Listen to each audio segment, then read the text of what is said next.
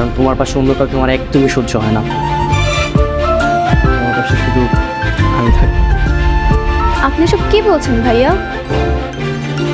দেখুন, আপনি আমাকে ম্যাথ পড়াতে আসছেন, সুতরাং পড়ানোর দিকে মনোযোগটা দিন। ভুলেও আমার সাথে লাইন নেওয়ার চেষ্টা করবেন না। টিউশন করে বলে কি আমার মন নেই? আমি কি তোমাকে ভালোবাসতে পারি না? কিন্তু আপনাকে আমার পছন্দ না।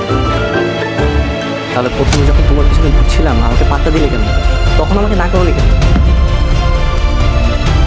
কারণ আমি প্রথমে ভেবেছিলাম আপনি খুব ভালো একটা ছেলে, কিন্তু তারপর আপনার ফেসবুক প্রোফাইল থেকে যা দেখলাম, এতগুলো মেয়ের সাথে আচ্ছা ঠিক আছে আপা, আমি আমার ফেসবুক থেকে সব মেয়েকে আনতে